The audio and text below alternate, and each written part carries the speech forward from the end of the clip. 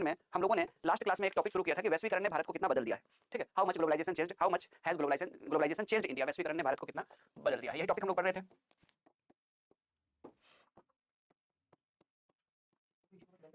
ठीक है, वैश्वीकरण ने भारत को कितना बदल दिया है, कल ये टॉपिक शुरू हुआ था और इसमें आपको बताना है कि हम लोगों ने कहां तक पढ़ लिया है। जल्दी से बताइए आप लोग कि लास्ट हम लोगों ने कहां तक पढ़े थे। रोहित कुमार, लाल बाबू कुमार, शहीम अहमद, शबीर अहमद जी, गुड इवनिंग सभी को। और एक बार बताइए कि कहां तक हम लोगों ने पढ़ लिया है, लास्ट कहां तक हो गया था, जल्दी से बताइए, जल्दी से बताइए। नमस्ते नमस्ते नीतीश कुमार जी, जल्दी से बताइए कहां तक हुआ था। वैश्वीकरण के शैक्षणिक पहलू शायद कर लिया था हम लोगों ने, वैश्वीकरण का शैक्षणिक पहलू शायद हो गया था, एजुकेशनल एस्पेक्ट हो गया था क्या। लास्ट हम लोगों ने एक शेर लिखा था शायद कि बच्चों के छोटे हाथों को चांद सितारे छूने तो 4 किताबें पढ़कर ये हम जैसे हो जाएंगे, इतना ही तक हुआ था क्या। एक बार कंफर्म कीजिए आप लोग। Good evening Vikas Kumar, good evening good evening good evening. एक बार कंफर्म कीजिए आप लोग, फिर हम लोग आगे बढ़ते हैं।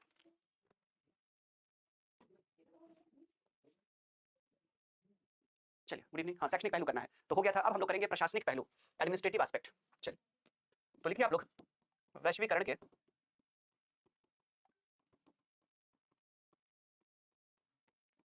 प्रशासनिक पहलू, एडमिनिस्ट्रेटिव एस्पेक्ट ऑफ ग्लोबलाइजेशन। एक मिनट, चैट को थोड़ा सा मैं ऊपर कर दूं।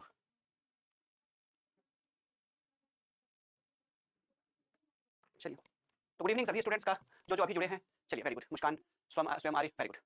हानिदा फाजली तक ही हुआ था। चलिए वैश्वीकरण के प्रशासनिक पहलू देखिए। वैश्वीकरण जब भारत में नहीं आया था तो उस समय भारत की स्थिति कैसी थी। आप लोग तो वैश्वीकरण के बाद पैदा हुए जनरेशन है, उस समय भाई भतीजावाद चरम पे था। और कहने का मतलब है कि सारी चीजें, स्थिति ये थी कि वैश्वीकरण से पहले, ठीक है, भारत के वित्तीय क्षेत्र में भ्रष्ट और अयोग्य अधिकारी, हालांकि अभी भी भ्रष्ट और अयोग्य अधिकारी की कमी नहीं है, लेकिन बहुत हद तक क्या होता था, जब मैनुअल काम होता था तो एक एक फाइल जो है वो बिना पैसा डाले जो है, बिना लिफाफा के फाइल आगे नहीं बढ़ती थी। अब तो यह है मतलब एक स्टेप शुरू होता था, वहीं से आपका जो है सो रिश्वतखोरी शुरू हो जाती थी। अब आज के डेट में रिश्वतखोरी आसान नहीं है, क्योंकि लोगों के पास मोबाइल है, कैमरा है, ऑफिस में भी सीसीटीवी कैमरे लगे हुए हैं। ज्यादातर जो सरकारी जो वो होते हैं काम वगैरह सब होते हैं, उसमें पैसा कैश नहीं लेकर के सीधे सीधे बोलते हैं कि चालान लीजिए करिए, या ऑनलाइन पेमेंट का ऑप्शन होता है, जिसकी वजह से क्या होगा, करप्शन बहुत हद तक कंट्रोल हुआ है। हालांकि 100% तो दूर नहीं हो सकता, लेकिन किसी भी सिस्टम में करप्शन जितना कम होगा, सिस्टम उतना बेहतर होगा। आज के डेट में लोगों के पेंशन वगैरह सब आप देख लीजिए, वृद्धा पेंशन वगैरह सब जो है, या विधवा पेंशन है, या सरकारी योजनाओं के पैसे वो डायरेक्ट अकाउंट में आते हैं। पहले अधिकारियों के यहाँ जाकर के ऑफिस में या फिर मुखिया जी वगैरह सबके पास जाकर के आपको मैनुअल तरीका से कैश में लाना पड़ता था, और उस जमाने में कहीं कोई कैमरा, कोई मोबाइल या कुछ नहीं हुआ करता था। 200 रुपया अगर वृद्धा पेंशन आता था, अगर मुखिया जी 150 रुपया दे रहा है और 200 पे साइन कराता था, और आपकी हिम्मत नहीं है कि बुजुर्गों की कि वो साइन ना करे, तो साइन या अंगूठा निशान देते थे 200 पे, और 100 रुपया जो है 150 रुपया जो है सो कैश पेमेंट करते थे सामने में, और दो बगल में बड़े बड़े मुस्टंडे को बैठा के रखते थे खड़े करके, और हिम्मत नहीं होती थी किसी की 200 पे साइन ना करे या अंगूठा ना दे। तो कहीं ना कहीं इसको और इंस्पेक्टर राज इसको कहा जाता था। यानी कि एक जमाना ऐसा था जिस जमाने में, तो लिखेंगे वैश्वीकरण से पहले भारत के वित्तीय क्षेत्र में भ्रष्ट और अयोग्य अधिकारियों का, वैश्वीकरण से पहले भारत के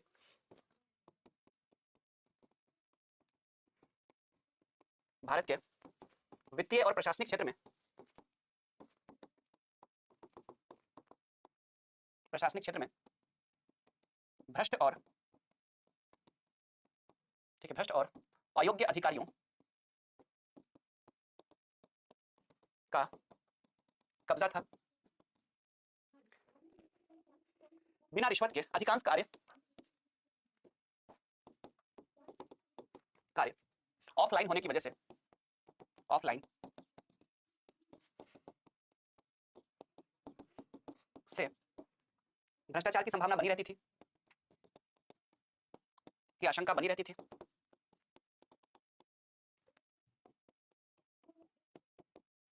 कोई भी फाइल बिना रिश्वत के अगले टेबल तक नहीं बढ़ती थी, तक अगले टेबल तक नहीं बढ़ती थी, अगले टेबल तक नहीं बढ़ती थी। वैश्वीकरण से बहुत हद तक, वैश्वीकरण से बहुत हद तक, पहले इतना लिख लीजिए फिर पैरा चेंज करेंगे। लिखिए, आज भी है, लेकिन बहुत सारे प्रमाण पत्र अभी मैं बताऊंगा ना। अब इंसान का स्वभाव ही अगर बेईमान है, बेईमानी का है, तो फिर उसको दुनिया की कोई ताकत, भगवान अगर आ जाए ना तो ईश्वर से भी वो रिश्वत मांगेगा। ठीक है, तो इंसान का एक तो स्वभाव ही होता है, उस नेचर को हम नहीं बदल सकते हैं, लेकिन ये तो है कि उसमें मैं कुछ चीजें बताऊंगा आपको कि कैसे, ठीक है, ठीक है, कैसे बहुत हद तक नियंत्रण हुआ है और चीजें कैसे बदली है, उस पर हम लोग बात करेंगे।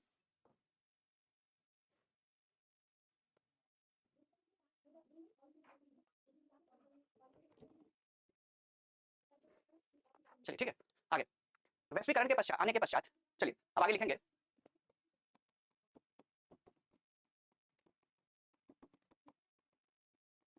पश्चात स्थिति में बहुत हद तक, पूरा 100% तो नहीं है, लेकिन बहुत हद तक बदलाव आया है।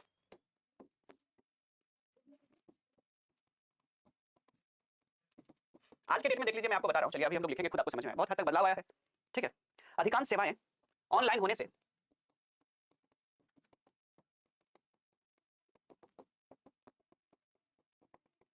अधिकांश सेवाएं ऑनलाइन होने से अधिकारियों की जवाबदेही बढ़ी है। अगर ऑनलाइन रूप से आपने अप्लाई किया है और साथ साथ आपका रसीद भी निकल जाता है।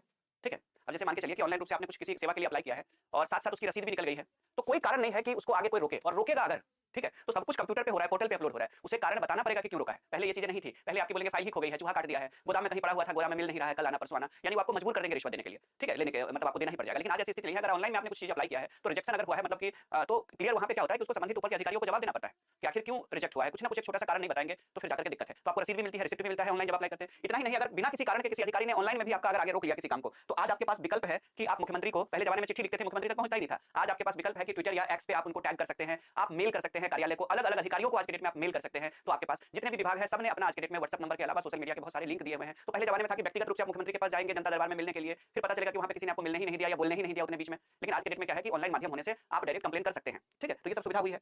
आगे, अब आगे देखिए, ऑनलाइन होने से अधिकारियों की जवाबदेही बढ़ी है,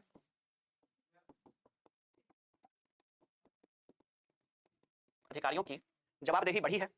अब देखिए क्या होता है कि अब कई सारे ऐसे कार्यालय वगैरह से होते हैं जिसमें आपको रेटिंग्स दे सकते हैं, आप सरकारी काम ऐसे जिसमें आप रेटिंग दे सकते हैं। तो कई आप अधिकारियों के फीडबैक दे सकते हैं कि किसी विभाग में अगर आपने गए और आप कोई काम करवाने, तो आप उसके बाद जाकर जब आप ऑनलाइन अपना काम कर लिए तो आप फीडबैक दे सकते हैं, ठीक है। तो ये रेटिंग फीडबैक इन सब की चेकिंग होती है ना, ठीक है। तो इसमें लिखेंगे कि अधिकारियों के लिए टारगेट बेस्ड वर्क, कई जगह पे टारगेट बेस्ड वर्क है, यानी कि कई कामों के लिए बोला गया कि किसी भी हाल में इतने दिन में इतने घंटे में हो जाना चाहिए, अगर नहीं हुआ है तो रिजेक्शन भी होना है। पहले 6-6 महीना रख लेते थे, आज के डेट में अगर आपने किसी प्रमाण पत्र के लिए अप्लाई किया है तो उसका एक निश्चित दिन होता है। आपने अगर आधार कार्ड के लिए अप्लाई किया तो उसका एक निश्चित दिन होता है, कितने दिन में होना है तो हो जाएगा, नहीं होना है तो रिजेक्ट हो जाएगा, ठीक है, फिर दोबारा आप अप्लाई कर सकते हैं। पहले क्या था कि आपका जो फॉर्म आपने भर के ऑफिस में जमा किया है वो कहीं टेबल पे रख देते थे, अंदर जान के रख देते थे, और फिर आप डेली दौड़ते रहिए, छुट्टी ले लेकर के जाइए, बस से गाड़ी से खर्च करके जाइए, फिर एक दिन उसी का बाहर प्यून खड़ा रहेगा, बोलेगा क्यों रोज दौड़ करके आते हो, इतना खर्चा करो, एक दिन में मैं करवा देता हूं, ठीक है। तो ये सब चीजें अब नहीं होती है, या तो एक्सेप्ट होगा या रिजेक्ट होगा, और जब रिजेक्ट होता है तो उनको संबंधित विभाग को आपको भले ही सारा कुछ ना बताया गया हो, लेकिन अगर ऑनलाइन रूप से किसी काम में अगर रिजेक्शन होता है ना, तो आज के डेट में जो है सो उनको आगे बताना पड़ता है, यानी कि उनके पास लिस्ट रहता है कि कितने एक्सेप्ट किए गए और कितने रिजेक्ट किए गए, और रिजेक्ट करने के पीछे उनको वहां पे फिलअप करना पड़ता है कि किस कारण से ये रिजेक्ट हुआ, ठीक है। अब देखिए, आप इंसान का स्वभाव है, धरती पे 100% यदि आप कह रहे हैं आज भी होता है, लाल बाबू कुमार कह रहे हैं, तो लाल बाबू जी अगर धरती पे 100% करप्शन दूर हो जाए, अनैतिकता दूर हो जाए, अत्याचार दूर हो जाए, व्यभिचार दूर हो जाए, तो फिर से सतयुग नहीं आ जाएगा लाल बाबू कुमार। तो लाल बाबू कुमार जी पैदा हुए हैं क्या कहते हैं कलयुग में, और चाहते हैं कि पूरा 100% करप्शन मुक्त हो जाए, तो 100% करप्शन मुक्त हो जाएगा तो सतयुग आ जाएगी दुनिया में, और सतयुग आना संभव है, अभी अभी तो कलयुग चल रहा है, क्या लाल बाबू जी। चलिए, तो अधिकारियों की जवाबदेही बढ़ी है, टारगेट बेस्ड वर्क, अधिकारियों का फीडबैक, अधिकारियों का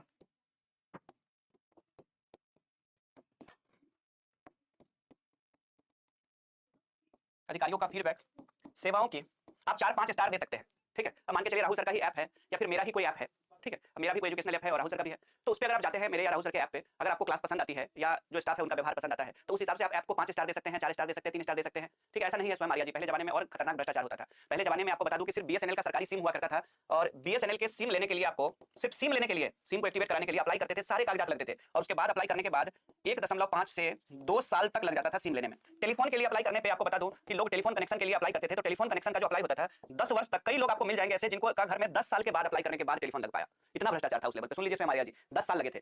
बिजली के लिए 3 से 4 साल, ठीक है, जो बिजली का कनेक्शन होता था उसके लिए 3 से 4 साल लोगों को लग जाते थे अप्लाई करने के बाद मिलने के लिए। गैस के लिए अगर आप अप्लाई करते थे तो आपको 3 से 4 साल लग जाता था गैस के कनेक्शन के लिए। आज के डेट में आपको ज्यादा से ज्यादा 48 घंटा, इन सब कामों में कितना समय लगता होगा आपको, 24 घंटा, और अगर आपने जिस दिन अप्लाई किया है और नेक्स्ट दिन वर्किंग डे नहीं होकर के हॉलीडे है यानी छुट्टी है, तो अगले वर्किंग डे यानी 48 घंटे में आपका जो संबंधित डिपार्टमेंट है उसकी तरफ से, यहाँ तक कि आपके मैसेज डालने के बाद जैसे ही आप अप्लाई करते हैं तो तुरंत आपको आ जाता है थैंक यू फॉर अप्लाइंग, ठीक है, और उसके बाद जाकर के आपको एक मैसेज आ जाता है तुरंत। आपको बता दूं कि ये स्थिति था, तो इसलिए स्वयं स्वयं आर्या जी पूछिएगा बाकी लोगों से कि क्या स्थिति हुआ करती थी उस जमाने में। आज आप मेल करके तुरंत पूछ सकते हैं, अगर इतना लेट हो जाए तो पूरा डिपार्टमेंट हिल जाएगा, आप हिला सकते हैं आप चाहे तो, ठीक है। तो चलिए, तो अधिकारियों का फीडबैक, ऐसे लिखिए, अधिकारियों का फीडबैक, अधिकारियों का फीडबैक, सेवाओं की स्टार रेटिंग के द्वारा ई गवर्नेंस, ई गवर्नेंस का मतलब क्या हो गया, ऑनलाइन रूप से सारा काम, ई गवर्नेंस और गुड गवर्नेंस को बढ़ावा मिला है, गवर्नेंस को बढ़ावा मिला है, ई गवर्नेंस और गुड गवर्नेंस को बढ़ावा मिला है। आगे, ठीक है, ये सब वैश्वीकरण के कारण ही संभव हो पाया है, ये सब वैश्वीकरण के कारण ही संभव हो पाया है।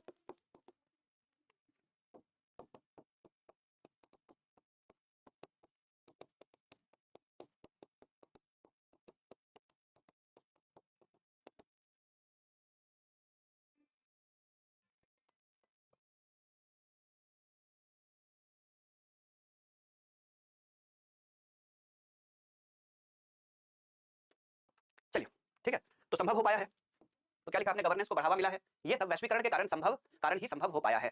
अब जाकर के हम लोग एक और पहलू पे विचार करेंगे, और वो है तकनीकी पहलू, टेक्नोलॉजी, ग्लोबलाइजेशन की वजह से टेक्नोलॉजी में कितना बदलाव आया है, तो वैश्वीकरण का तकनीकी पहलू, टेक्नोलॉजिकल एस्पेक्ट ऑफ ग्लोबलाइजेशन, वैश्वीकरण का तकनीकी पहलू, लिखिए, हेडिंग लिखिए,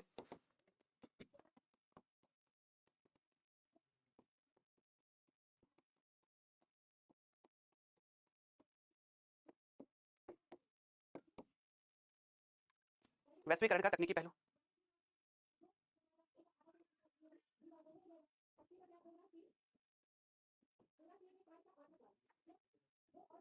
लिखिए वैश्वीकरण के तकनीकी पहलू में वैश्वीकरण ने के आदान पर ठीक है आगे नेक्स्ट लिखिए वैश्वीकरण ने तकनीक के आदान प्रदान में। अब देखिए वैश्वीकरण का जो शैक्षणिक पहलू है या प्रशासनिक पहलू है, अगर हम लोग उसकी बात करेंगे तो उसमें ऐसा नहीं है कि नुकसान हुआ है, फायदे ही हुए हैं, तो इसमें जबरदस्ती आलोचना करने की बात नहीं है। इसमें लिखेंगे वैश्वीकरण का तकनीकी पहलू। वैश्वीकरण ने तकनीक के आदान प्रदान को काफी बढ़ावा दिया है। चलिए लिखिए वैश्वीकरण ने तकनीक के आदान प्रदान को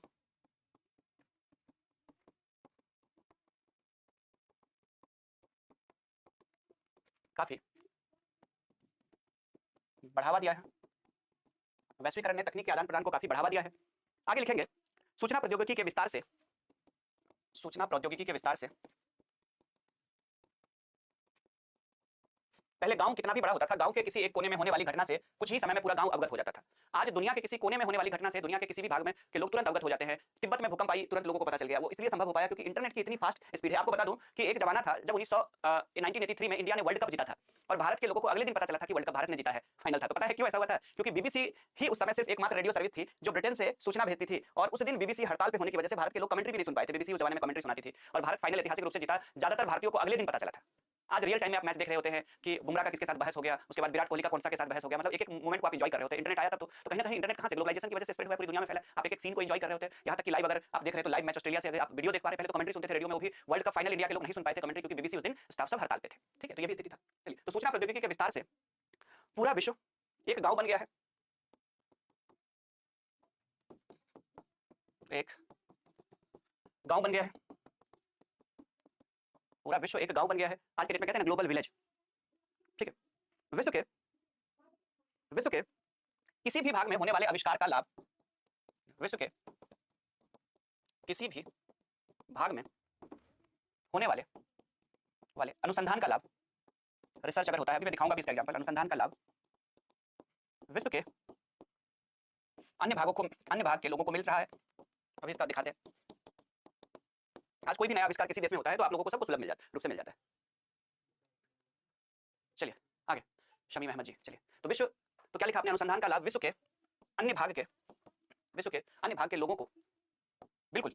आप अगर मुझसे पा रहे हैं तो तकनीक की वजह से ही तो जुड़ पा रहे हैं, नहीं तो पटना आते तब पढ़ाते, और पटना जाना संभव नहीं था क्योंकि ऑलरेडी मेरी दिल्ली में कई सारी क्लासेस थी। तो अनुसंधान का लाभ विश्व के अन्य भाग के लोगों को मिल रहा है। ठीक है, दिल्ली के मुखर्जी नगर के शिक्षकों से, दीपक सर जैसे विद्वान शिक्षक से मिल पा रहे हैं और पढ़ पा रहे इसलिए क्योंकि दीपक सर दिल्ली से आपको ऑनलाइन क्लास दे पा रहे हैं। चलिए अब आगे इसका उदाहरण,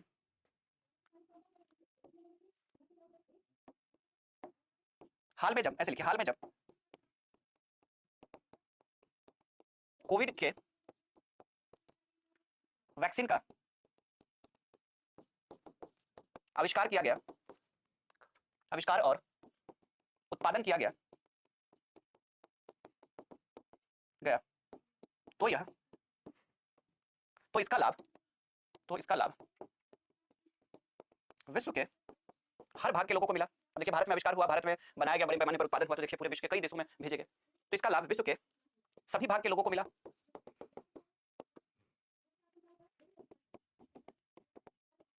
तो ये है इसका तकनीकी पक्ष। अभी तकनीकी पक्ष पूरा नहीं हुआ है, आगे भी मैं बताऊंगा, इतना लिख लीजिए पहले। अभी इसका टेक्निकल एस्पेक्ट पूरा नहीं हुआ है।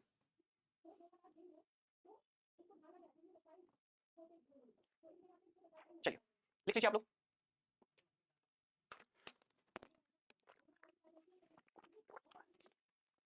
चलिए हो गया। इसका दूसरा पक्ष भी है, लिखिए इसका दूसरा पक्ष भी है।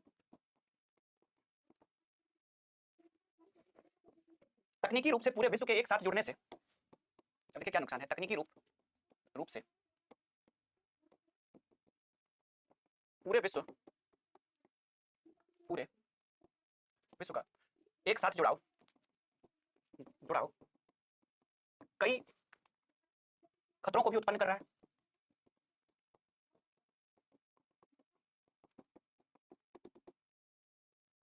इंटरनेट का उपयोग करके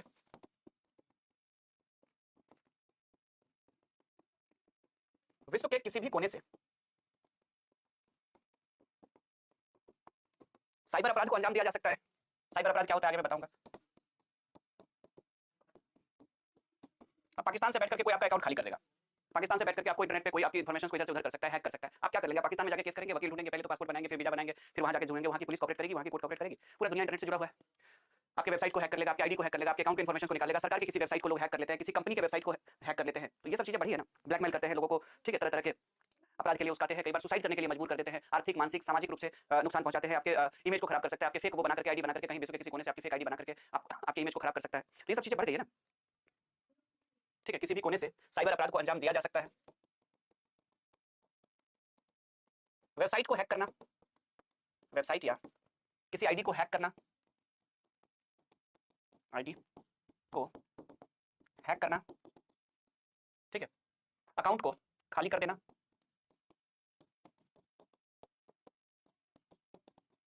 ब्लैकमेलिंग करना,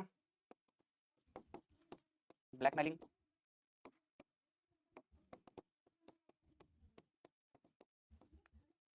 इत्यादि आम बात हो गई है।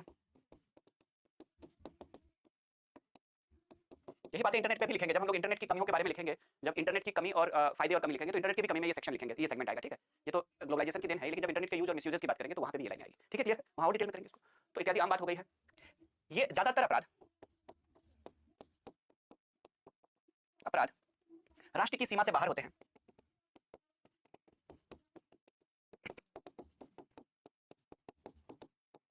ऐसी स्थिति में अपराध पर लगाम लगाना, पर लगाना, अपराधी की पहचान करना,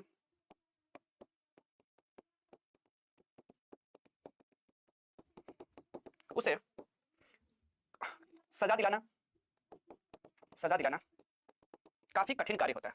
आपका 10,000 अकाउंट से खाली कर दिया अगर पाकिस्तान से कोई व्यक्ति कॉल करके कि मैं आपके बैंक से बोल रहा हूं, आपके एटीएम में ये प्रॉब्लम आ रही है, आपने वीजा कार्ड यूज किया है, उसके बाद जाकर के अगर आपने ये प्रॉब्लम आ रही है तो आप बोलेंगे इसका सॉल्यूशन क्या है, तो आपको एक मैसेज आएगा, फिर वो मैसेज आप मुझे बताइए, मैं यहाँ से ठीक कर देता हूँ आपके अकाउंट को, ठीक है, आपका एटीएम ब्लॉक हो गया, उसको अनब्लॉक। और वो उसने क्यों लिया है? वो इसलिए लिया है क्योंकि आपको एक पिन मिलेगा और वो पिन आपने जैसे ही दिया पासवर्ड, वो आपके अकाउंट को उड़ा देगा। अब अगर पाकिस्तान में बैठ करके अगर कोई 10,000 रुपया आपको अगर ऑनलाइन धोखाधड़ी कर ले तो वो 10,000 कैसे रिकवरी होगा? पॉसिबल है? इम्पॉसिबल है, क्योंकि उसके लिए आपको क्या करना पड़ेगा, क्योंकि उसने उस अपराध को अंजाम कहाँ पे दिया है, मान के चलिए पाकिस्तान से ऑनलाइन अपराध को अंजाम दिया, तो सबसे पहले तो आपको पासपोर्ट बनाना पड़ेगा।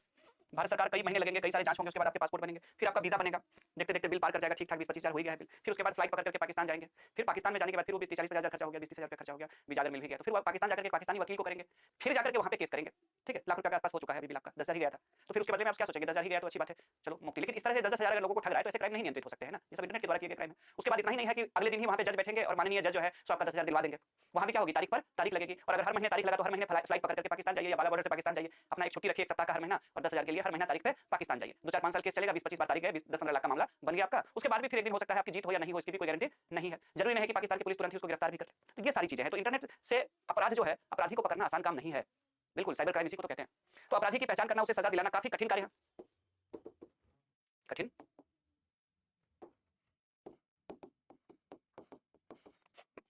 भारत में अगर भारत के किसी कोने से कोई अगर चलिए लीजिए एक साइड हो गया, तो भारत के किसी कोने से भी अगर कोई ऐसे साइबर अपराध का आप शिकार बनते हैं तो पुलिस के लिए भी मुश्किल हो जाता है आसानी से वो करना। मोबाइल के मामले में तो भगा देते हैं, बस नाम के लिए लिख लेते हैं रिपोर्ट, लेकिन मोबाइल शायद ही कभी मिल पाता है। अगर आप कि डायरेक्ट आपके घर में कोई सांसद या विधायक नहीं है तो फिर आपके भूल जाइए, आपका फोन वगैरह सब आप तो उत्साह में बोलेंगे कि मैं फोन लिखवा देता हूं, मेरा मिल जाएगा, मिलता नहीं है। बस आप इसलिए लिखवाते हैं जाकर के कि उस फोन से अगर कोई मिसयूज हो तो आप ना फंसे कानूनी रूप से, बस यही होगा, और बाकी फोन तो भूल जाइए मिलने, ठीक है। तो ये सब अपराधियों को सजा दिलाना दुष्कर कार्य है, ये सब ग्लोबलाइजेशन की देन है। चलिए, लेकिन वैश्वीकरण के अपने लाभ भी है, तो चलिए हम लोग अब लिखेंगे वैश्वीकरण से भारत को लाभ। पहले इतना लिख लीजिए स्वयं आर्या जी।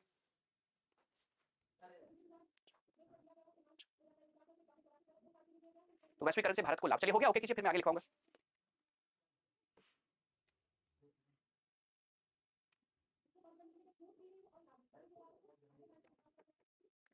चलिए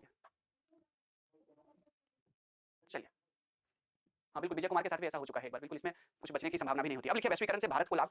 इन सबके बावजूद आप ये तो मानते हैं, आप देख लीजिए, जिस इंटरनेट ने आपको के जीवन को इतना आसान बना दिया, ठीक है, कहने का तात्पर्य ये हुआ कि जिस इंटरनेट ने विकास कुमार आपके जीवन को आसान बना दिया कि आप बिना बैंक जाए घर से एक क्लिक पे आप 10-20 हज़ार इधर से उधर ट्रांसफर कर लेते हैं या फिर कहीं से मंगवा लेते हैं, उसी जिसकी वजह से ठंड लग रही है तो रजाई में बैठे बैठे चाय भी पी रहे हैं और 10-20 हज़ार, पहले जमाने में किसी को 20 हज़ार देना था तो पहले जाते थे बैंक, फॉर्म भरते थे, कैश निकालते थे, छुपाते थे उसको बाइक में, उसके बाद फिर उसके वहां जाकर उसको कैश पहुंचा के आते थे। मतलब ये प्रक्रिया आपके कुछ घंटे का समय लग लिया, समय भी लगा। अब ठंड का समय है, आप क्या करेंगे, तो उसके नंबर को सेलेक्ट करेंगे और यहाँ से गूगल पे करके या फोन पे सेलेक्ट करके उसके नंबर को सेलेक्ट करेंगे। आपको अकाउंट नंबर भी डालने की जरूरत नहीं है क्योंकि सबका फोन यूपीआई से अटैच है, तो सीधे आपके नंबर सेव है, सेलेक्ट किया, देखेंगे उस पर यूपीआई है एक्टिवेट, आपने ट्रांसफर कर दिया। तो जितना आसानी से आप 10-20 हज़ार इधर से उधर ट्रांसफर कर देते हैं, ठीक है, गौतम कुमार जी कह रहे हैं थोड़ा स्पीड बढ़ाया जाए, बिल्कुल बढ़ाएंगे गौतम कुमार जी।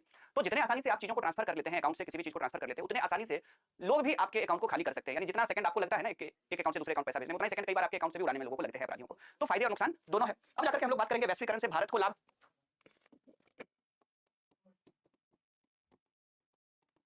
एक बात और बता दूं कि कुछ चीजें मैं बोल के भी लिखवाऊंगा, तो 100% पीडीएफ पे ही डिपेंड ना रहे कि बाद में जब पीडीएफ बन जाएगा तब जाकर के मैं उसमें डाउनलोड करके फिर मैं देख देख करके लिखूंगा ही लिखूंगी। तो कुछ चीजें मैं सारी चीजें पीडीएफ में नहीं लिखवा रहा, कुछ चीजें बोल के भी लिखवाऊंगा, तो ये ध्यान रखिएगा आप लोग।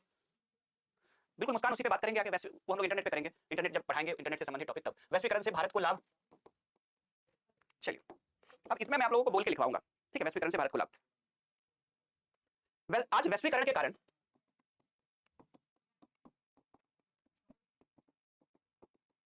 भारत में विदेशी कंपनियों का निवेश बढ़ा है। कंपनियों का निवेश बढ़ा है। ग्राहकों के पास वस्तुओं एवं सेवाओं के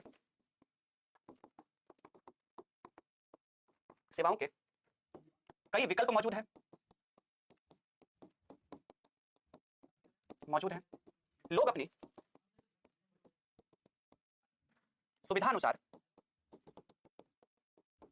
अगर आपके पास, ठीक है, यदि आपके पास सिर्फ बीएसएनएल होता और बीएसएनएल का नेटवर्क का कभी प्रॉब्लम आता है, कहीं पे उसका नेट काफी स्लो चल रहा है, तो आपके पास कोई विकल्प नहीं होता। जब नेट आता तब काम करते, क्या जब नेटवर्क आ जाता तब कॉल पे बात करते। आज आपके पास एयरटेल है, एयरटेल की सर्विस पसंद नहीं आई, कम जियो ले लेते हैं।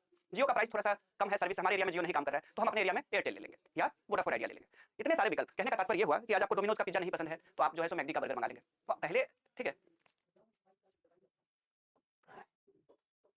सारा चीज टीचर कैसे पीडीएफ पे लिखेंगे, पूरा बोर्ड पे ही मुझसे लिखवाएंगे, बताइए। अगर आप क्लास करते हैं सूरज पंडित, तो फिर आपका 4 घंटा खराब होता है। मैं आपको एक चीज बता दूं कि सूरज पंडित की अगर आप 2 घंटा क्लास करते हैं और तब भी क्लास में नहीं लिख पाते हैं, तो इसका मतलब 2 घंटा और आप देंगे, तो जो लोग क्लास के साथ लिख रहे हैं उनका 2 घंटा में पूरा हो जाएगा और आपका समय खराब होगा। और समय बहुत कीमती है, ठीक है, कहते हैं कि सब कर लेना, लम्हे जाया मत करना। तो कहने का तात्पर्य ये हुआ कि आप अगर 2 घंटा में कर देते हैं तो फुल एंड फाइनल हो जाता है, एक निबंध आपका 3 साढ़े 3 घंटे में तैयार हो जाता है फाइनल, ठीक है, साथ साथ लिखने से। और क्लास के साथ लिखने से ही तो आपकी स्पीड बढ़ेगी। फाइनली मुझे मेंस नहीं देना है, आपको मेंस देना है, तो बोर्ड में सारी चीजें मेरी बाध्यता नहीं है लिखने की, ठीक है। बोर्ड में मैं समझा सकता हूं, मैं सारी चीजें बोल करके भी बहुत सारी चीजें लिखवा लेता हूं, और उसके बाद जाकर के इतना स्लो भी हूं मैं कि आप आराम से लिख लेंगे, बहुत स्पीड भी नहीं हूं। कुछ बच्चे कह भी रहे गौतम कुमार कह रहे और फास्ट करिए, मैं उतना फास्ट रख रहा हूं कि सबको साथ में लेके चल पाऊं, राइट। तो अगर आप उसमें भी अगर नहीं लिख पाएंगे तो फिर आपका छूट जाएगा, फिर मेंस कैसे देंगे आप 3 घंटे में, बताइए। नहीं लिख पाएंगे, 3 घंटे में 3 निबंध लिखना, तो गति को बढ़ाना भी है, ठीक है। इतना कॉपरेट कर रहा हूं मैं, आप लोग को खुद लगेगा कि इतना कॉपरेट कौन कर रहा है, ऐसे आंसर कौन लिखवा रहा है, कोई नहीं लिखवाएगा आपको आज के जमाने में। तो लोग अपनी सुविधानुसार वस्तुओं और सेवाओं का चयन कर सकते हैं।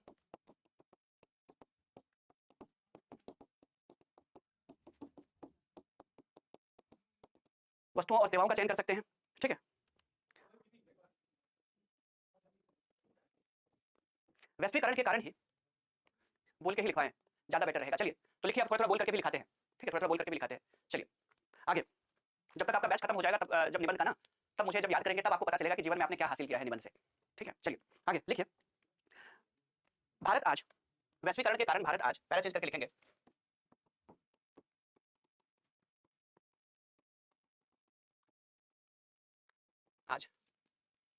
आज कई वस्तुओं का सबसे बड़ा उत्पादक और निर्यातक बनकर उभरा है। भारत मोबाइल फोन का दूसरा सबसे बड़ा, ठीक है, भारत मोबाइल फोन का दूसरा सबसे बड़ा उत्पादक और,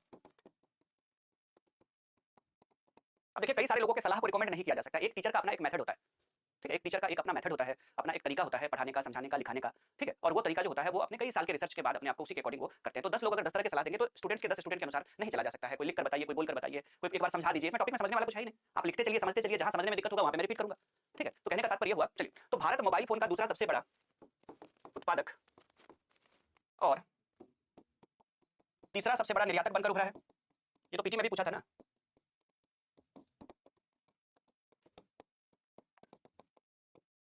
वैश्वीकरण के कारण ही तो विभिन्न मोबाइल बनाने वाली कंपनी भारत में आई है। तीसरा सबसे बड़ा निर्यातक बनकर उभरा है। भारतीय वस्तु, बिल्कुल बिल्कुल नव्या, ठीक है, भारतीय वस्तुओं, देखिए,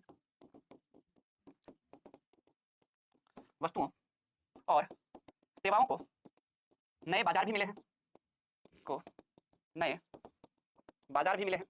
अभी मैं देखिए बिहार से भी कनेक्ट करूंगा, मुझे अपने अकॉर्डिंग पढ़ाने दीजिए, ठीक है। आप लोग अभी एस्पिरेंट है और मैंने कई अधिकारी बनाए हैं, ठीक है, आप लोग अभी एस्पिरेंट है और मैंने कई अधिकारी बनाए, मेरे कई सारे विद्यार्थी सब सर्कल ऑफिसर सब भी है बिहार में, ठीक है, सीईओ है, बीडीओ है, तो मुझे अपने अकॉर्डिंग पढ़ाने दीजिए। चलिए, भारतीय वस्तुओं और सेवाओं को नए बाजार भी मिले हैं। वैश्वीकरण के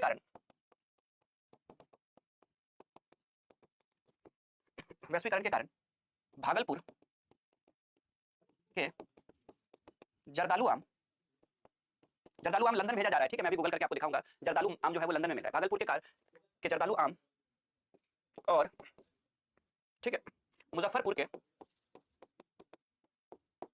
शाही लीची का स्वाद लंदन के लोग भी चख पा रहे हैं।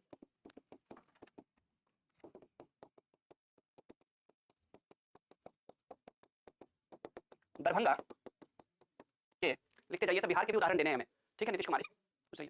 चलिए, दरभंगा के मखाना से बने उत्पाद, रोस्टेड मखाना मिलता है जर्मनी के मॉल में भी उपलब्ध है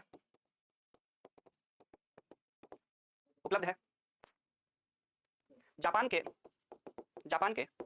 घरों में, चलिए लिखते जाइए पहले जापान के घरों, पहले इतना लिख लीजिए, बिहार से भी कनेक्ट करेंगे।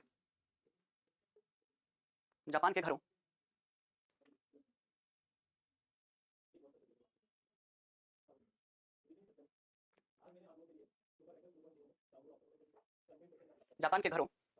को सजाने के लिए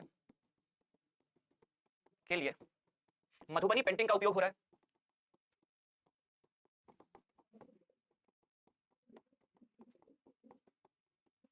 है। ठीक है, तो ये सारी चीजें, तो ये सारा का सारा जो फायदा हुआ है वो किसकी वजह से हुआ है? वैश्वीकरण की ही वजह से। ठीक है,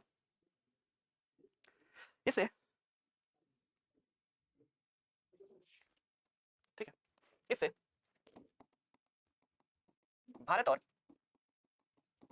बिहार के लोगों को रोजगार मिलने के साथ ही आय में भी वृद्धि हुई है।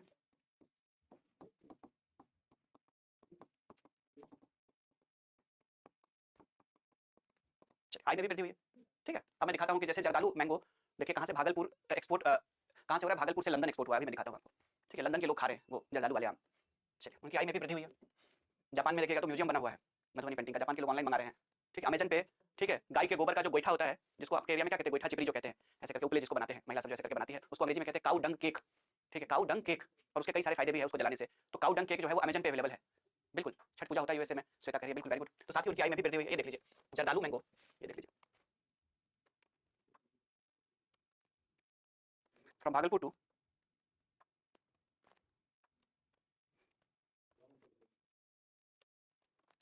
यूके। ठीक है, तो यूके के लोग जर्दालू आम खा रहे हैं, ये देख लीजिए। First commercial consignment of GI certified Zardalu mangoes कहां पे भेजा गया है?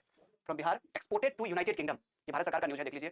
ठीक है, तो यूनाइटेड किंगडम को एक्सपोर्ट किया गया, क्यों हुआ? क्योंकि इसको अब जीआई टैग मिल चुका है, और जिसकी वजह से ये निर्यात, तो 2021 से ये निर्यात शुरू हो चुका है। जर्दालू आम जो है वो कहां जा रहा है? लंदन के लोग खा रहे हैं। ठीक है, तो लंदन के लोग अब जर्दालू मैंगो का स्वाद चख पा रहे हैं। Bhagalpur export to United Kingdom, क्यों? क्योंकि इसको जीआई टैग मिल गया, इसके कारण संभव हुआ। तो ये सब लाभ है। अब आप, मुझे लगता है कि हाँ, उसको कहते हैं काऊ डंग केक, अमेजन पे अवेलेबल है, अगर आपको चाहिए तो मंगा सकते हैं। ठीक है, तो कहने का तात्पर्य है कि वैश्वीकरण ने बहुत सारे फायदे भी दिए। पहले गांव में 1 रुपए के 3 बिकते थे, अब बोलेंगे कि मैं तो ऑनलाइन बेच लूंगी। क्या? पहले गांव में 1 रुपए के 3 गोईठा मिलता था, चिपरी या गोईठा जो कहते हो आप लोग, बेचारी दिन भर ऐसे करके बनाते रहती थी। अब क्या है, क्या बोलेगी कि कोई बात नहीं, आपको लेना है तो ले लो, नहीं तो मैं ऑनलाइन बेच लूंगी। और ऑनलाइन स्थिति ये है कि काऊ डंग केक कहा जाता है उसको। ठीक है, यानी गाय के गोबर का केक। अब देख लीजिए, तो काऊ डंग केक जो है वो ऑनलाइन, छोटे छोटे, इतनी छोटी छोटी चिपरी है, ये देख लीजिए, 249 रुपए की 5 चिपरी है। चिपरी या गोईठा जो कहिए, इतने छोटे छोटे होंगे साइज में, एक पैकेट में आता है, और डिलीवरी करने भी आएगा, डिलीवरी बॉय आपको बाइक से देकर के जाएगा। ये 5 चिपरी 100 रुपए का है, 249 रुपए का, फ्लिपकार्ट पे अवेलेबल है। ठीक है, तो ये सब वैश्वीकरण के कारण हुआ है। उनके प्रोडक्ट को भी अब क्या हुआ, एक सम्मान मिला है। तो गोईठा चिपरी को कोई सम्मान से थोड़ी देखते थे, अब आराम से कमा लेगी। 2 अगर गाय पाली हुई है तो जितना दूध से नहीं इनकम होगा, अगर वो अमेजन के साथ टाई अप कर ले, काऊ डंग जो बनाती है, चिपरी बनाने वाली जो महिला है, तो पहले एक ही प्रोडक्ट के मुख्य दाम होते थे, यानी जो दूध है वो प्रमुख माना जाएगा, और जो गोबर है थोड़ा बहुत उसके बिके तो बिके, नहीं तो आजकल कौन चिपरी। लेकिन आज के डेट में इस सब के भी बहुत सारे काम हो रहे हैं। ठीक है, तो अमेजन से टाई अप कर लेंगे और शहर के लोग जो है उसको आराम से खरीद लेंगे। ठीक है, तो ये वैश्वीकरण का ही तो कारण हुआ है कि सब कुछ ऑनलाइन मंगाने की जो प्रवृत्ति हुई है, तो इससे बहुत सारे लोगों को रोजगार भी तो मिला है। अब बहुत सारे ऐसे लोग थे बचपन में जो गन्ना वगैरह सब माता पिता छील करके देते थे। आज के डेट में माता पिता को खुद भी छीलना नहीं आता है कि गन्ना का रस तो पीना है, यानी गन्ना का जूस पीना है, लेकिन गन्ना को छीलना नहीं आता है। अब अगर किसी को गन्ना नहीं छीलना आता है तो आप अगर चाहे तो एक गन्ना से 50 रुपया कमा सकते हैं। नॉर्मल 10-12 रुपए का एक गन्ना आता है, और आज के डेट में अगर आप देखेंगे तो शुगर केन वाइट को भी खरीद करके, मतलब छील करके थोड़ा सा 3-4 टुकड़ा 5 टुकड़ा बना लिया, उसको भी बेच लेते हैं, और वो भी अमेजन पे अवेलेबल है। तो कहीं ना कहीं जो है इसने लोगों के लिए रोजगार भी तो पैदा किया। ये देख लीजिए,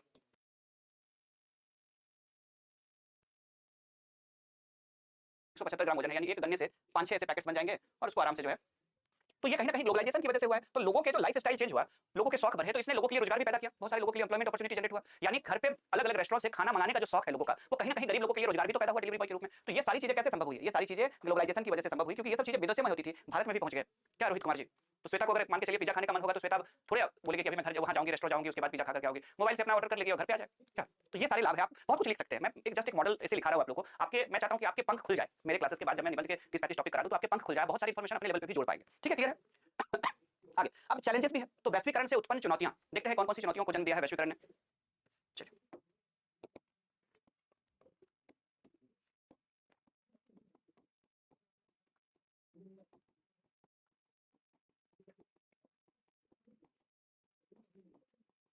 चुनौतियां, ठीक है, वैश्वीकरण से उत्पन्न चुनौतियां, चैलेंजेस बिफोर या challenges posed by globalization. Challenges posed by globalization, देखिए कौन कौन से चैलेंजेस आए। ठीक है, एक कहावत है, ऐसे करके लिखेंगे कि एक कहावत है कि प्रत्येक सिक्के के दो पहलू होते हैं। ठीक है, एक कहावत है कि प्रत्येक सिक्के के दो पहलू होते हैं। पहलू मतलब दो साइड होता है ना, हेड एंड टेल। एक कहावत है कि प्रत्येक सिक्के के, खाली एक वो जो शोले वाला सिक्का को छोड़ दिया जाए, शोले वाला सिक्का नहीं लेंगे, वो एक्सेप्शन है। शोले मूवी में जो एक सिक्का था, ठीक है, तो उस सिक्के को अगर छोड़ दिया जाए तो बाकी जो हर सिक्का होता है उसके दो पहलू होते हैं। तो एक कहावत है कि प्रत्येक प्रत्येक सिक्के के दो पहलू होते हैं। शोले मूवी में तो कई सारे एक्सेप्शन थे, तो एक कहावत है कि प्रत्येक सिक्के के दो पहलू होते हैं। बाहर से चमकदार दिखने वाला, चमकदार दिखने वाला या दिखाई देने वाला वाला वैश्वीकरण अपने अंदर कई अंधकारों को समेटे हुआ है। अपने अंदर कई समेटे हुए हैं, अंधकारों को समेटे हुए हैं। चलिए, लाल बाबू जी रियल फीडबैक दे रहे हैं। पहले डर लगता था क्या लिखेंगे कैसे लिखेंगे, अब लाल बाबू जी को समझ में आ रहा है। चलिए, मुझे जो उम्मीद था, मेरा जो मेहनत है वो लग रहा है कि प्रयास सार्थक हो रहा है। जो गंभीर छात्र है उनको पता चल रहा होगा कि पटना में क्या स्थिति है मेंस की। ठीक है, मेंस के नाम पे लोग भाषण देते रहते हैं खाली। ठीक है, मेंस लिखना कैसे है, उत्तर ये भी नहीं पता होता है। तो चलिए, आप लोगों को अगर सीखने को मिल रहा है तो बहुत खुशी की बात है। चलिए, ठीक है, तो क्या लिखा आपने? अंदर कई अंधेरों को समेटे हुए है। ठीक है, अविकसित, अविकसित मतलब दुनिया में कई सारे देश है जो बहुत ज्यादा स्थिति खराब है, जैसे अफ्रीका वगैरह सब में जाएंगे। अविकसित, भारत क्या है? विकासशील है। और विकसित देशों के बीच खाई बढ़ी है। देखिए इसका क्या मतलब है, जैसे वैश्वीकरण से भी उसी को ज्यादा लाभ मिला है जो पहले से जिसकी स्थिति अच्छी थी। टेक्नोलॉजी आई तो मोबाइल के उपयोग से, कंप्यूटर के उपयोग से जिसका 10,000 इनकम था उसका बढ़ के 20,000 हो गया। लेकिन जो 500 की मजदूरी करता था उसको उसकी मजदूरी बढ़ के 600-700 हुई, मतलब उसकी 1,000 नहीं हुई। तो कहने का तात्पर्य हुआ कि यही हालत दुनिया के गरीब देशों की भी है। जो अत्यधिक पिछड़े हुए देश है उनमें विकास के नाम पे थोड़ा बहुत डेवलपमेंट हुआ, राइट। जो विकासशील देश है उसमें भी थोड़ा बहुत, यानी कि वैश्वीकरण का भी फायदा जो पहले से अमीर थे उसको ज्यादा मिला।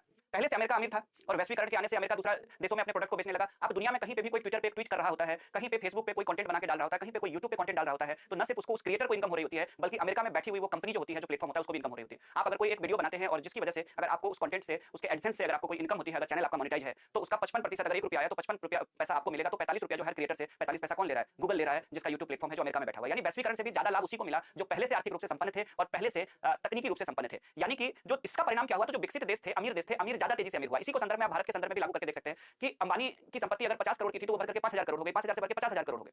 आपकी संपत्ति 1 लाख थी तो आपकी संपत्ति 2 लाख हुआ।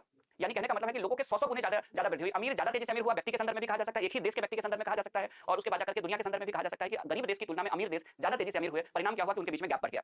इसी तरह से भारत जैसे या किसी भी देश में गरीबों की तुलना में अमीर ज्यादा तेजी से अमीर हुआ, तो अमीर इतना अमीर हो गया कि एक रात में डांस पे 75 करोड़ रुपया खर्चा कर देते। यानी जो डांस के लिए जो रेहाना को बुलाया गया था, ठीक है, रेहाना जो आई थी, तो रेहाना को कितना फीस दिया गया था? वो कुछ ठुमके लगाई थी, 1 डेढ़ घंटा जो है ठुमके लगाई थी रेहाना का। तो ये देख लीजिए कितना पे किया था। तो अंबानी परिवार के बारे में कहा जाता है कि रेहाना ने 66 से लेकर के 74 करोड़, ये देख लीजिए 74 करोड़ रुपया रिहाना को, इस लड़की को सिर्फ डांस के लिए दिया गया था। और इसने ऐसा नहीं कि पूरी रात नाच की थी, मुश्किल से 1 डेढ़ घंटा डांस की थी पार्टी में, और कितने मिले थे? 74 करोड़ रुपए इसको दिए गए थे। भारतीय पैसे में अगर कहा जाए तो 74 करोड़ 74 करोड़ रुपए मिले थे। तो अमीर ज्यादा से तेजी से अमीर हुआ। अब आपके गांव में जो मान के चलिए कि कोई गरीब जो डांसर है, अल्लाह रुदल में जो डांस करती है, उसके पैकेज ऐसे थोड़े बढ़ गए। पहले भी अल्लाह रुदल वाले को लोग श्रीमान को कहते थे ना कि श्रीमान खुश होकर के इस गाने पे श्रीमान ने 5 रुपया दिया है, एक बीड़ी का बंडल दिया है, मैं श्रीमान को शुक्रिया अदा करती हूं। ठीक है, अब लोग 11 रुपया दे रहे हैं, 21 रुपया दे रहे हैं, ऑर्केस्ट्रा में 51 रुपया दे रहे हैं। यानी गरीबों की आय उतनी तेजी से नहीं बढ़ी है, ठीक है, जितनी की तेजी से जो है अमीरों की आय बढ़ी है। फिर देशों के संदर्भ में भी कहा जा सकता है और व्यक्ति के संदर्भ में भी कहा जा सकता है। आज भी गांव में जो बेचारी सब डांस करती है, 11 रुपया 21 रुपया लोग देते हैं, बहुत देते हैं तो 51 रुपया दे देते हैं। ऐसे थोड़े कि 500 का बंडल 10,000 ला करके लुटा देंगे, क्या ऐसे लुटाते हैं? कोई नहीं लुटाते। तो चलिए आगे। तो क्या हुआ? अविकसित, विकासशील और विकसित देशों के बीच की खाई बढ़ी है।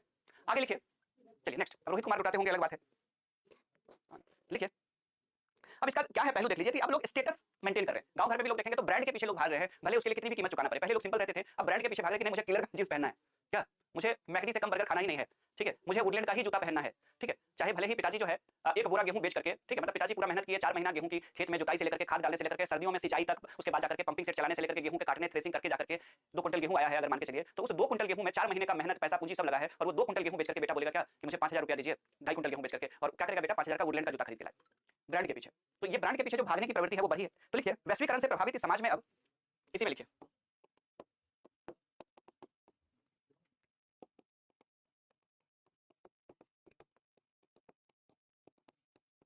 शाम को भैंस मान लेता है और उसके बाद जाकर के फिर तैयार होकर के स्कॉर्पियो में बैठ के बाराती जाएगा, बोलेगा स्कॉर्पियो ना होती तो बाराती ना जाते।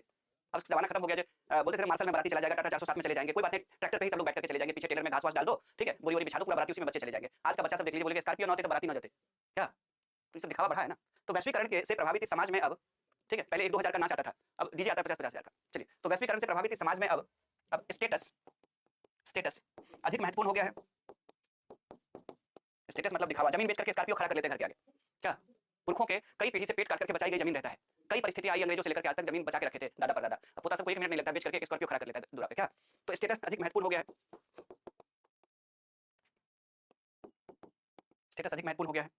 लोग, ठीक है, लोग अमीर होने से अमीर दिखना अधिक महत्वपूर्ण हो गया, अमीर होना नहीं बल्कि अमीर दिखना अधिक महत्वपूर्ण हो गया है, अमीर होना नहीं बल्कि अमीर दिखना अधिक महत्वपूर्ण हो गया है,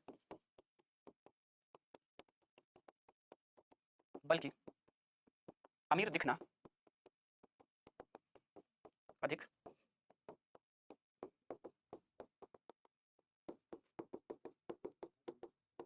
अमीर दिखना अधिक महत्वपूर्ण हो गया है। क्या लाल बाबू जी ऐसा ही है ना।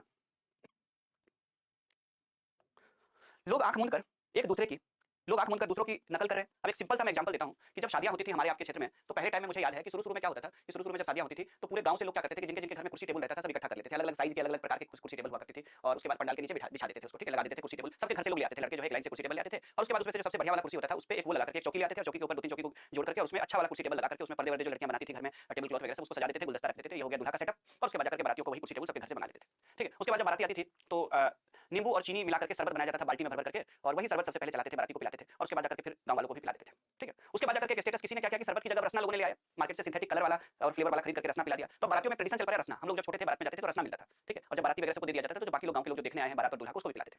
उसके बाद जाकर के फिर कुछ दिन के बाद देखे कि बड़े बड़े ऐसे गांव जहां पे बिजली और फ्रिज नहीं है वहां पे भी बड़े बड़े बक्से में बर्फ डाल करके कोल्ड ड्रिंक्स आने लग गया, यानी बारातियों को कोल्ड ड्रिंक्स दिया जाता था। तो पहले बाराती फिर कोल्ड ड्रिंक्स वगैरह सब देते थे, फिर उसके बाद जाकर के पानी पिलाते थे, सादा पानी के लोग बोलते थे तो सादा पानी गिलास में देते थे सबको, और फिर चाय पिलाते थे। अब जाकर के देखिए क्या हो कि सादा पानी की जगह सारे बाराती को बिस्लेरी दिया जा रहा है, किसी एक ने शुरू किया, और अब अगर दूसरा व्यक्ति नहीं देगा तो उसका स्टेटस गांव में क्या हो जाएगा, समाज में खराब हो जाएगा कि देखो इस बाराती में, मतलब जीवन भर पैदा हुआ तब से लेकर के अभी तक गांव के उसी नल का पानी जो पिया है वो भी उस दिन जो है बिस्लेरी पिएगा आराम से, एकदम ठाट से बैठा रहेगा, ठीक। ये दिखावा नहीं तो और क्या है, ये एक अतिरिक्त खर्चा है उस व्यक्ति के लिए जिस व्यक्ति ने 1-1 रुपया जोड़ करके अपनी बेटी के लिए कन्यादान के लिए अपने सारे शौक को मार करके पैसे इकट्ठा किए थे, और उसकी मजबूरी है उसे वो मेंटेन करना पड़ रहा है, क्योंकि फिर समाज भी में दिखावा ही है तो फिर उसको मेंटेन करना पड़ रहा है। बचपन में हम लोग जब बाराती जाते थे तो एक गाड़ी होता था जिसमें सारे लोग बैठ करके जाते थे, बस में एक बस में बैठ गए और एक बड़ा सा बस कर लिया जिसमें 50-55 बाराती आराम से बैठ जाते थे, जिसके 100 बाराती होते थे वो 2 बस कर लेता था। अब बस पे जाना ही छोड़ दिया बारातियों ने, अब स्कॉर्पियो चलती है एक लाइन से 20-25-30 स्कॉर्पियो चलती है। आप सोच करके देखिए कि बजट का क्या हाल होता है, ठीक है। तो ये सब क्या है, दिखावा ही तो है, सब वैश्वीकरण का नतीजा है।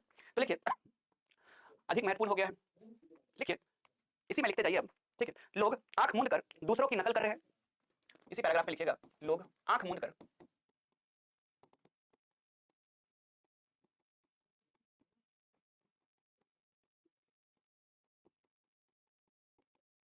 लोग आंख मूंद कर दूसरों की नकल कर रहे हैं, ठीक है। अब देखिए इस पे हम लोग लिखेंगे आज जो स्थिति है, मतलब इतना वो हो गया कि कोई अमीर व्यक्ति की अगर कोई गलत आदत भी है ना तो उसको कोई गरीब आदमी जो है वो कॉपी करने की कोशिश करता है। उसे क्या लगता है, कोई अगर कोई गरीब व्यक्ति है तो उसे क्या लगता रहता है, उसे लगता है कि वो अमीर आदमी है जरूर, मतलब तो अमीर आदमी की तो हर गलत से गलत आदतों की भी कॉपी कर रहे लोग।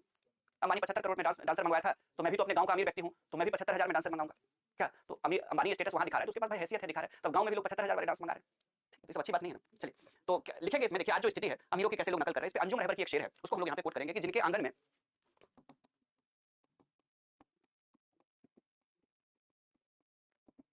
अमीरी का सदर, सदर का मतलब अमीरी होती है जिसके घर में, ठीक है, सदर लगता है यानी अमीरी दिखती है, अमीरी का सदर लगता है, जिनके आंगन में अमीरी का सदर लगता है उनका हर ऐब जमाने को हुनर लगता है, उनका हर ऐब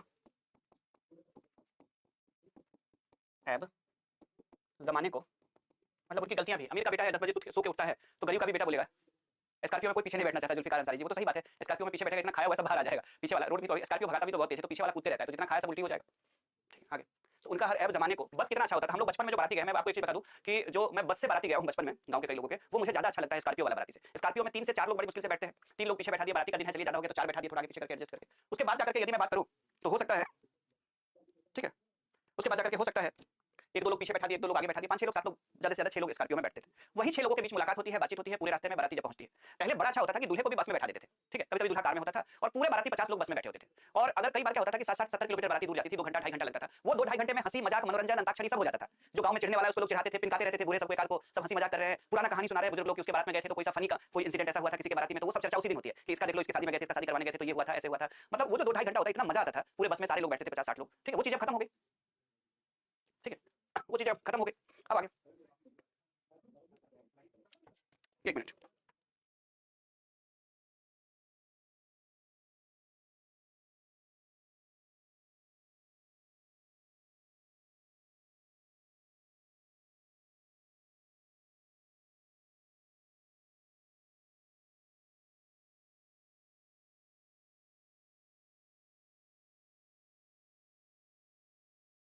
आगे नेक्स्ट। अच्छा, सदर कहते हैं तो सदर मतलब जैसे खानदानी रईस सब नहीं रहते हैं, जैसे कि अमीरी की जड़ होना। जड़ का मतलब यहाँ पे सदर का मतलब ये होगा, जस्ट एक शब्द लिया गया है, रिप्लेस किया है उन्होंने, अंजुम रहबर जी का ये शेर है, ठीक है, तो उन्होंने रिप्लेस किया है, तो वहाँ पे इसका मतलब ये होता है सदर का मतलब कि अमीरी की जड़ है या अमीरी विरासत में मिली हुई है, इस तरह का एक शब्द है ये, ठीक है, उसको उन्होंने लिया है। तो उनका हर ऐब जमाने को हुनर लगता है, मतलब अमीर का बेटा जो होता है 10 बजे सो के उठता है तो गरीब का बेटा भी बोलेगा मैं 10 बजे, तो कैसे चलेगा काम? गरीब के बेटे को 6 बजे उठना पड़ेगा। उनका हर ऐब जमाने को हुनर लगता है। इनका है ये भोपाल की शायरा है, इनका नाम है अंजुम रहबर, अंजुम रहबर, ठीक है, बिल्कुल नव्या। चलिए, ट्रैक्टर पे हम लोग भी गए हैं बाराती कई बार, एक बार बाराती से आ रहे थे तो ट्रैक्टर से आना पड़ा, जीप खराब हो गई थी तो ट्रैक्टर से आए थे, ठीक, आगे चलिए, सजर लगता है। आगे, वैश्वीकरण के नाम पर समाज में, चलिए अब लिखिए, वैश्वीकरण के नाम पर समाज में अश्लीलता और फुहरता बढ़ी है। वैश्वीकरण के बाद समाज में अश्लीलता और फुहरता बढ़ी है। अब इसका मैं एक एग्जांपल देता हूँ, ठीक है, अश्लीलता और फुहरता बढ़ी है। आगे लिखिए, लेटेस्ट ट्रेंड के नाम पर लोग कुछ भी पहनकर घूम रहे हैं, ये तो लिखवा दिया था, चल कोई नहीं, अश्लीलता और फुहरता बढ़ी है, ठीक है। आगे, लेटेस्ट ट्रेंड के नाम पर लोग, लिखे, पर लोग कुछ भी पहनकर घूम रहे हैं।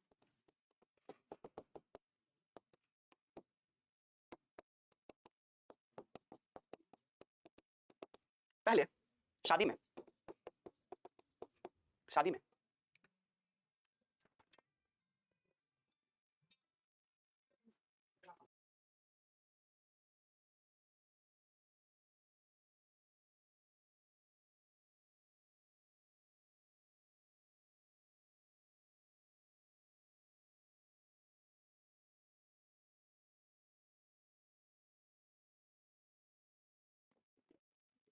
आगे 1 मिनट।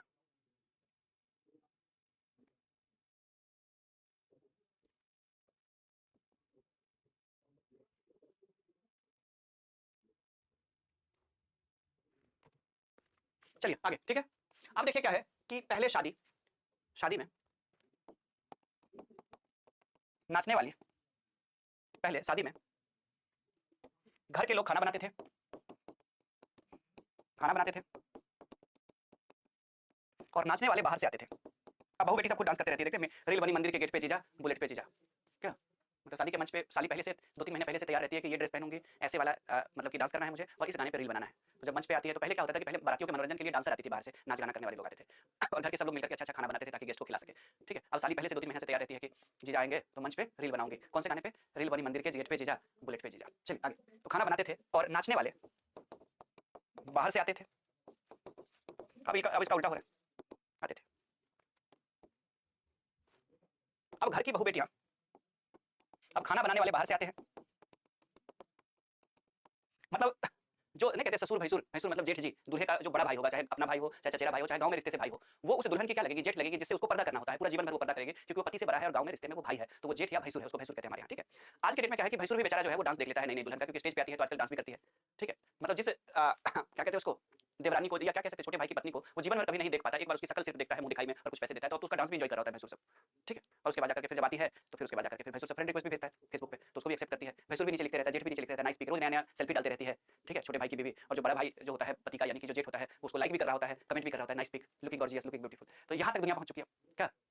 तो खाना बनाते थे और नाचने वाले बाहर से आते थे। अब खाना बनाने वाले बाहर से आते हैं और घर के लोग ही नाच गान का कार्य करते हैं। क्या यही हो रहा है ना सब? अब शादी में मैं बता रहा हूँ, क्लियर बता रहा हूँ श्वेता, ठीक है? और आज के डेट में जो सबसे इंपॉर्टेंट है, मोस्ट इंपॉर्टेंट है, वो है शादी का फेरे, सिंदूरदान और वो रस्म, जो वैदिक रस्म जो होता है हिंदू धर्म में, जो शादी के लिए, वो वैदिक रस्म सबसे इंपॉर्टेंट है, क्योंकि उसमें अग्नि को साक्षी मानकर के 7 फेरे लिए जाते हैं, वैदिक मंत्रोच्चारण किया जाता है और उससे पहले सभी देवी देवताओं का आवाहन किया जाता है कि आइए आप इस शुभ घड़ी में अपना आशीर्वाद दीजिए और इस शुभ घड़ी का आप गवाह बनिए, ठीक है? आप इसके साक्षी बनिए। और सभी देवी देवताओं का आवाहन किया जाता है, अग्निदेव के माध्यम से सभी देवताओं को संदेश भेजा जाता है, उसके बाद जाकर के 7 फेरे होते हैं और उस कार्य पे पंडित जी पे प्रेशर डाला जाता है कि पंडित जी जल्दी जल्दी इन कामों को कीजिए। यानी अब वो कार्य ज्यादा इंपॉर्टेंट नहीं रह गया है जो विवाह का फाउंडेशन है, विवाह का उद्देश्य है, जिससे विवाह मजबूत होगी, टिकेगी। अब ज्यादा इंपॉर्टेंट क्या है? तो ज्यादा इंपॉर्टेंट है जो छोटे छोटे जो अलग अलग फिल्मी रस्में होती है, उस पर वीडियो बनाने के लिए पर्याप्त समय रहे, ताकि उस पर वीडियो बन सके। अलग अलग जो फिल्मी रस्में आजकल जो आ गई है, उस पर अलग अलग रस्म पे जो अलग अलग गाने दिए गए हैं, उस पर वीडियो बनाना ज्यादा जरूरी है। इसलिए पंडित जी वाला जो रस्म है वो ज्यादा इंपॉर्टेंट नहीं है, जो फाउंडेशन है उस रिलेशनशिप का, तो उसको पंडित जी पे प्रेशर होता है कि जल्दी से निपटाइए, जितना जल्दी हो जाए निपटाइए। ज्यादा इंपॉर्टेंट क्या है? तो फिल्म के अलग अलग फिल्म में जो दिखाया गया है वैसे सीन को क्रिएट करना और उस पर हमें वीडियो रिकॉर्ड करना, वो ज्यादा इंपॉर्टेंट हो गया। क्या मानते हैं नव्या इस चीज को? श्वेता, लाल बाबू, जुल्फिकार जी, यही हुआ ना? चलिए तो आगे लिखिए। अब उपसंहार करते हैं हम लोग, निष्कर्ष पे लिखते हैं। चलिए अब उपसंहार यानी निष्कर्ष।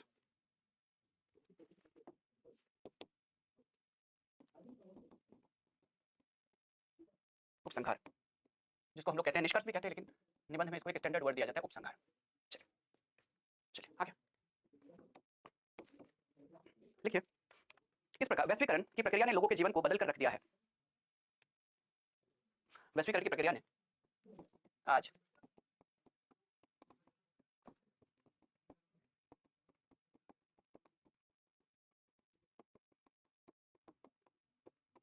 को बदल कर रख दिया। चलिए जुल्फिकार जी कह रहे गाँव से, अच्छा 8 बजे राहुल सर की क्लास है, बिल्कुल मैं छोड़ दूंगा आप लोगों को 7:55 पे छोड़ दूंगा, 56 मिनट 55 मिनट पे, ठीक है? चलिए आगे। तो आज वैश्वीकरण की प्रक्रिया ने लोगों के जीवन को बदल कर रख दिया है। आज ये निबंध पूरा कर लेते हैं, उसके बाद जाकर के छुट्टी करने के। बदल कर रख दिया है, आज वैश्वीकरण ने लोगों के जीवन को बदल कर रख दिया है। आगे लिखिए। आर्थिक, सामाजिक और सांस्कृतिक संरचनाओं का एक साथ वैश्वीकरण हुआ है। आर्थिक, सामाजिक और सांस्कृतिक संरचनाओं का, कौन सा विषय पढ़ाएंगे राहुल सर? सर तो खैर ऑलराउंडर है। आर्थिक, सामाजिक और सांस्कृतिक संरचनाओं का निष्कर्ष पूरा लिख लीजिए या उपसंहार। कौन सा सब्जेक्ट आज पढ़ा रहे हैं राहुल सर? आर्थिक, सामाजिक और सांस्कृतिक संरचनाओं का एक साथ वैश्वीकरण हुआ है। वैश्वीकरण हुआ है, ठीक है?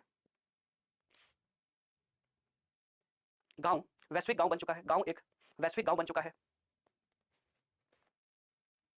गांव एक वैश्विक गांव बन चुका है।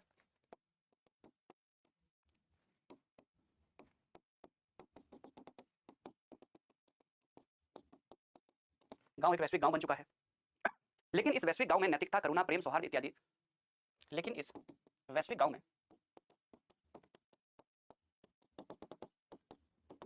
लेकिन इस वैश्विक गांव में नैतिकता, करुणा, प्रेम, सौहार्द, नैतिकता, करुणा, प्रेम, सौहार्द, करुणा, प्रेम, सौहार्द इत्यादि जैसे मानवीय मूल्यों को भी स्थान मिलना चाहिए। इत्यादि जैसे मानवीय मूल्यों को भी स्थान मिलना चाहिए, है कि नहीं? सिर्फ दुनिया के गांव बनने से काम नहीं चलेगा ना, गांव के लोगों के बीच प्रेम का भी तो होना चाहिए। अच्छा हिस्ट्री पढ़ाएंगे सर, बिल्कुल मॉरलिटी का पतन हो रहा है अभिमन्यु जी। अच्छा बिल्कुल सर का तो मैं भी बहुत बड़ा फैन हो रहा हूँ सर का, ठीक है? जितने बड़े आप लोग फैन है उतने बड़े मैं भी फैन हो रहा हूँ सर का, ठीक है? स्थान होना चाहिए, तभी वैश्वीकरण अपने वास्तविक ध्येय को प्राप्त कर सकता है। तभी वैश्वीकरण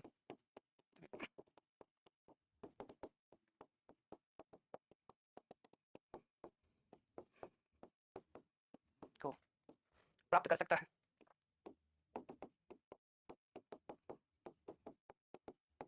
अपने वास्तविक ध्येय को प्राप्त कर सकता है, ठीक है? अतः कहा, इतना लिख लीजिए और फिर मैं एक शायरी से खत्म करूंगा, मजा आ जाएगा। मतलब जो पढ़ेंगे ना आप किस निबंध को वैश्वीकरण पे, तो उनको मजा आ जाएगा, ठीक है? पहले इतना लिख लीजिए।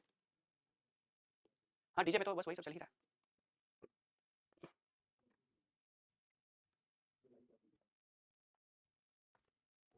चलिए तो लिख लिया आपने, ध्येय को प्राप्त कर सकता है। और अब जाकर के हम लोग क्या करेंगे कि एक शायरी लिखेंगे। जल्दी से इसको लिख लीजिए, मैं साइड में जाता हूँ, फिर एक शायरी से खत्म करते हैं।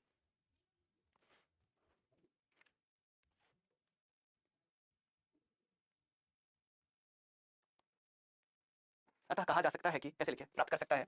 अतः कहा जा सकता है कि, लास्ट में ऐसे करके एक शायरी से खत्म करते हैं। चलिए अतः कहा जा सकता है कि, चलिए जुल्फिकार जी धन्यवाद। अतः कहा जा सकता है कि, चलिए लास्ट में एक शायरी से खत्म करेंगे कि इंसान को इंसान से मोहब्बत हो जहां, इंसान को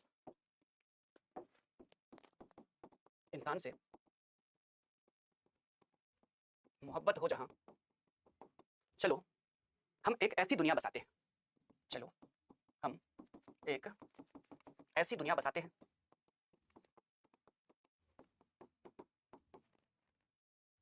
ठीक है।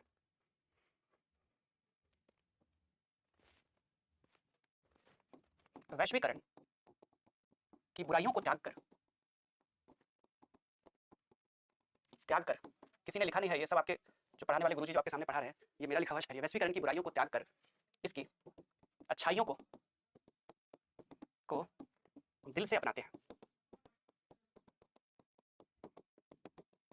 चलिए, तो ये हो गया आपका निबंध, और आप लोग को भी टाइम मिल गया ताकि राहुल सर की क्लास में आप सब लोग जुड़ सके। तो thank you, have a nice day. कल का जो टॉपिक होगा कल मैं भेज दूंगा वैसे टॉपिक। कल हम लोग जो पढ़ेंगे, कल पढ़ेंगे सोशल मीडिया हमें किस ओर ले जा रही है। कल का जो क्लास होगा उसमें हम लोग क्या पढ़ेंगे, सोशल मीडिया हमें किस ओर ले जा रही है। ये भी बहुत इंटरेस्टिंग टॉपिक होगा, कंटेम्प्रेरी मुद्दा है। इंटरनेट, सोशल मीडिया, महिला सशक्तिकरण, ये सब ऐसे मुद्दे हैं जो चर्चा में रहता है और ये बीपीएससी में पूछता है इनमें से कोई। ठीक है, तो हम लोगों ने वैश्वीकरण किया, अब हम लोग करेंगे सोशल मीडिया हमें किस ओर ले जा रही है। ठीक है, जानना बहुत जरूरी है। देखते कई लोगों को सुबह सुबह बिना उठे सबसे पहले इंस्टाग्राम पे जब तक एक सेल्फी नहीं डाले तब तक मजा ही नहीं आता है लोगों को। तो सोशल मीडिया हमें किस ओर ले जा रही है ये पढ़ेंगे, तीसरा निबंध। उसके बाद चौथा और पांचवा जो होगा, चौथा होगा आपका भोजपुरी मुहावरा पर आधारित, और पांचवा जो